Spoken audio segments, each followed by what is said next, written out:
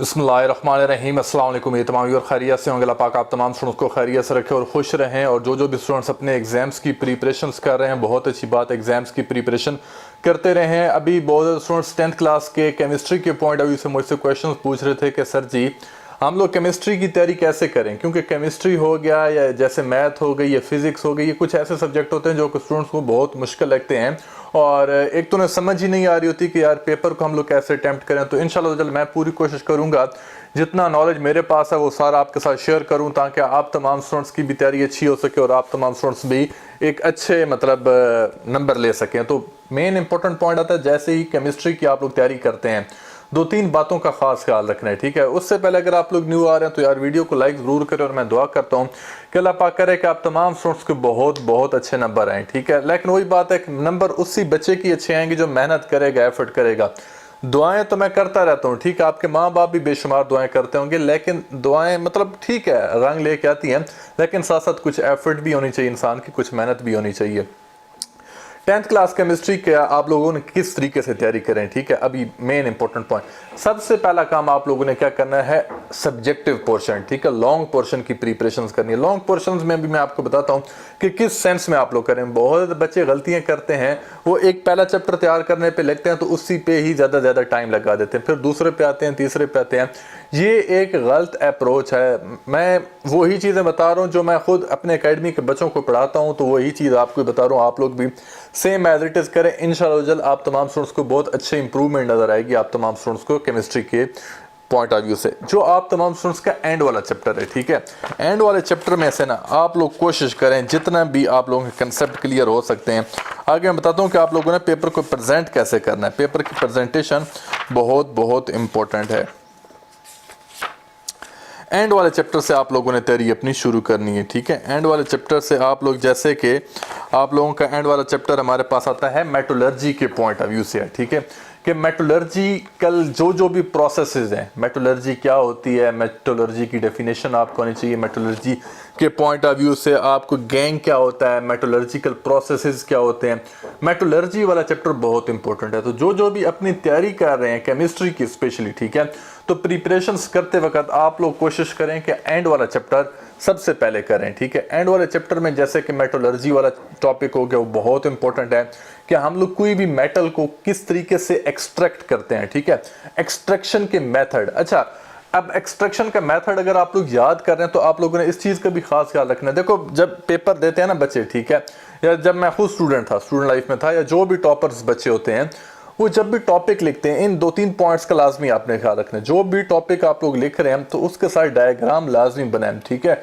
मैं हमेशा से कहता हूं, चाहे बायोलॉजी का पेपर हो, चाहे आपका केमिस्ट्री का पेपर हो, चाहे आपका फिजिक्स का क्यों ना हो पेपर, जितना अच्छा प्रेजेंट करोगे, जितना अच्छी प्रेजेंटेशन होगी एक आंसर्स की, उतने अच्छे नंबर मिलेंगे। क्योंकि जब आपके एग्जामिनर पेपर चेक करेंगे वो इतनी चीजों को नोट डाउन करते हैं कि यार बच्चे ने आंसर ठीक लिखा हुआ है, टू द पॉइंट लिखा हुआ है, साथ रेलिवेंट डायग्राम बनाई हुई है, साथ प्रॉपर केमिकल इक्वेशन लिखी हुई है, केमिकल फार्मूला लिखा हुआ है, तो बस यही चीज तो आपसे आंसर में पूछी जाती है, ठीक है। अगर आप लोग ये सारी चीजें लिख देते हैं पेपर में तो आप लोगों के पूरे नंबर आएंगे, आपके नंबर कटने के चांसेस ही नहीं है। लेकिन वही बात है कि इन चीजों को आप लोगों ने तैयारी करते वक्त इन चीजों को अपने माइंड में रखना है। कोई शॉर्टकट मत ढूंढें, कोई भी स्कैम की तरफ मत जाएं। बहुत ज्यादा स्टूडेंट्स होते हैं जो चाहते हैं कि यार हमें कोई चीजें मिल जाए, हम वो कर लें। नहीं, ये गलत अप्रोच है। जो आपको टेक्स्ट बुक मिली हुई है, अपना टाइम वेस्ट ना करें। सबसे इंपॉर्टेंट पॉइंट है, अपना टाइम वेस्ट बिल्कुल भी ना करें। जो आपके पास है टेक्स्ट बुक, उन्हीं में से पेपर आना होता है, तो कोई भी मुश्किल नहीं है। हाँ, पढ़ाई करनी पड़ती है, मेहनत करनी पड़ती है। तो एंड वाले चैप्टर से आप लोगों ने अपनी तैयारी शुरू करनी है, ठीक है। जैसे अब सॉल्व प्रोसेस है, सॉल्व प्रोसेस बहुत इंपॉर्टेंट है। सॉल्व प्रोसेस आप लोग एक पॉइंट उसका याद कर लें, क्योंकि सॉल्व प्रोसेस से आप लोगों से एमसीक्यूज भी पूछे जा सकते हैं। सॉल्व प्रोसेस के आपको स्टेप्स आने चाहिए, एक स्टेप आपको पता होना चाहिए कि सॉल्व प्रोसेस बेसिकली है क्या।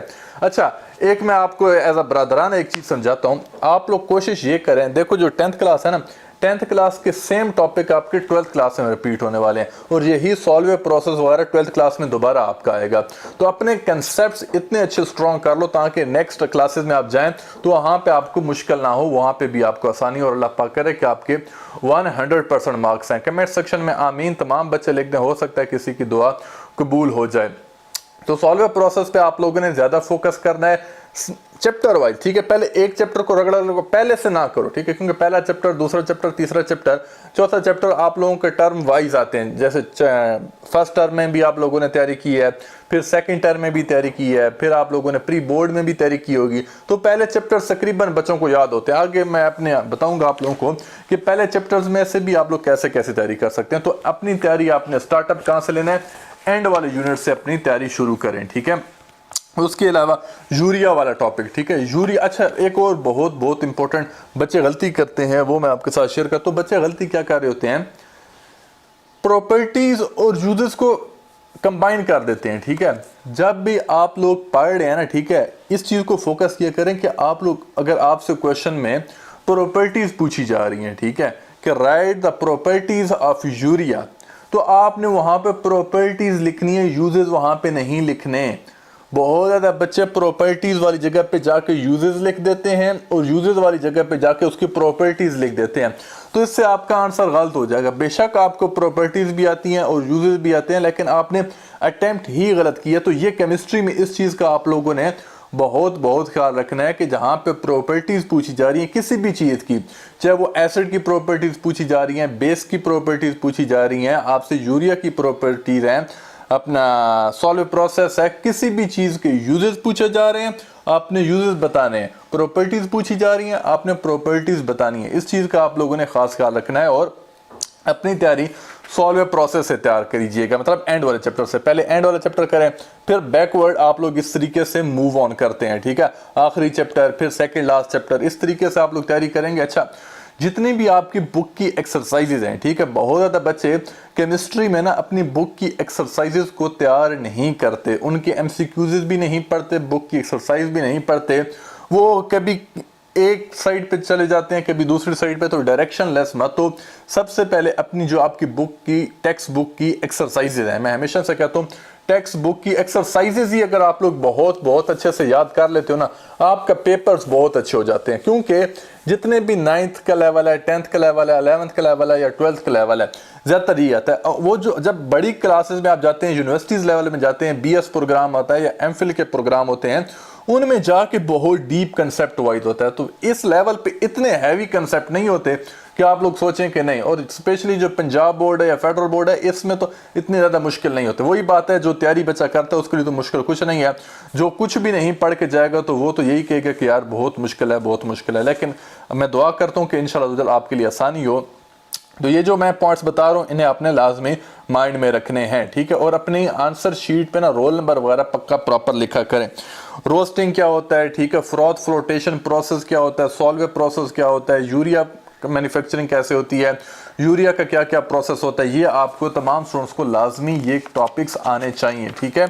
उसके बाद हमारे पास बहुत बहुत इंपॉर्टेंट और भी काफ़ी ज़्यादा हैं, जैसे कि आपको पता है हार्डनेस वाले, ठीक है। अब हार्डनेस वाले टॉपिक्स आपको आने चाहिए कि टेम्पररी हार्डनेस ऑफ वाटर क्या होती है, परमानेंट हार्डनेस ऑफ वाटर क्या होती है, इसको रिमूवल कराने के कौन कौन से प्रोसेस होते हैं, कौन सा बेस्ट मेथड है परमानेंट हार्डनेस को रिमूव कराने के लिए या टेम्पररी हार्डनेस को रिमूव कराने के लिए।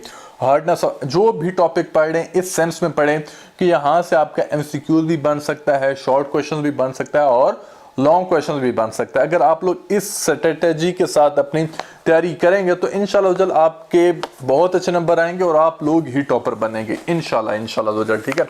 मेहनत मांगती है, ठीक है, मेहनत आप लोग करेंगे तो इंशाल्लाह आपको ज़रूर ज़रूर इस पॉइंट ऑफ व्यू से कामयाबी होगी। उसके बाद आपको ये पता होना चाहिए कि वाटर बोर्न डिजीजेज क्या हैं, ठीक है। कि अब एक गंदा पानी यूज़ कर रहे हैं, ठीक है, अब गंदे पानी को इस्तेमाल करने से बहुत ज़्यादा बीमारियां लगती हैं। वो कौन कौन सी बीमारियां, हेपेटाइटिस लग सकती है, डिफरेंट बीमारियां, वो आपको लाजिम पता होनी चाहिए। मतलब पहले टॉपिक से लेके एंड तक टॉपिक तक हर टॉपिक को आप लोगों ने एक एक दफ़ा गो थ्रू लाजमी करना है, पढ़ना लाजमी है। चॉइस पे कुछ भी ना छोड़ के जाना। जो बच्चे चॉइस पे छोड़ के चले जाते हैं, एक किस्म को पहले से ही अपनी आधी तैयारी तो ख़त्म करके चले जाते हैं। तो हर टॉपिक को पूरा रीड आउट करें, हर टॉपिक को अच्छे से पढ़ें, ठीक है। रिमूवल वाला हो गया, वाटर पोल्यूशन आपको लाजमी आना चाहिए, बहुत इंपॉर्टेंट टॉपिक है। उसके साथ साथ कार्बोहाइड्रेट वाला चैप्टर आपको आना चाहिए, ठीक है, कि कार्बोहाइड्रेट्स क्या होते हैं, लिपिड्स क्या होते हैं, ठीक है। ये वाला टॉपिक बहुत इंपॉर्टेंट है, इसको भी आप लोगों ने लाजमी कर लेना है। ग्लोबल वार्मिंग वाले टॉपिक्स बहुत इंपॉर्टेंट है, ठीक है। अब कार्बोहाइड्रेट इस चैप्टर में ज़्यादातर बच्चे गलतियां करते हैं, उन्हें कार्बोहाइड्रेट्स की क्लासिफिकेशन नहीं पता होती, ठीक है। प्रोटीन्स क्या हैं, अमाइनो एसिड्स क्या हैं। तो ये बेसिक टॉपिक्स हैं, ठीक है। इन टॉपिक्स को अच्छे से करो, इंशाल्लाह जल आप लोगों की तैयारी बहुत अच्छी हो जाएगी। परेशान ना हो, रिलैक्स हो के टाइम दें, साथ साथ अपना नमाज को भी टाइम दें, कोशिश करें 5 वक्त के नमाजी बन जाओ, ठीक है। और उसके साथ साथ पढ़ाई को टाइम दोगे तो आप लोग, यही कुछ दिन है, अच्छे से पढ़ाई कर लो, अपने अच्छे से पेपर दे लो, उसके बाद बेशक खेलते रहना, क्रिकेट खेलनी है, फुटबॉल खेलनी है, जो अपनी हॉबीज़ हैं आप लोग पूरी करते रहें, लेकिन पहले स्टडीज़ को टाइम तो लाजमी दो, ठीक है। तो आपको इस वीडियो में जो जो चीज़ें मैंने आपको एक मेथोडोलॉजी बताई है, कोशिश करें इसको फॉलो अप करें, आपका पेपर, केमिस्ट्री का पेपर बहुत अच्छा हो जाएगा। एमसीक्यूज आप लोग बुक की एक्सरसाइज में से करें, ठीक है। सबसे इंपॉर्टेंट एक्सरसाइज में से आप लोग एमसीक्यूज करें। जहां तक बात है लॉन्ग क्वेश्चंस की, एंड वाले चैप्टर जितने भी, स्पेशली 4 एंड वाले चैप्टर, ठीक है, चैप्टर सारे ही इंपॉर्टेंट है, क्योंकि मैं ये नहीं कहूंगा कि सिर्फ भाई एक ही चैप्टर करो और वो ही बस खत्म, नहीं।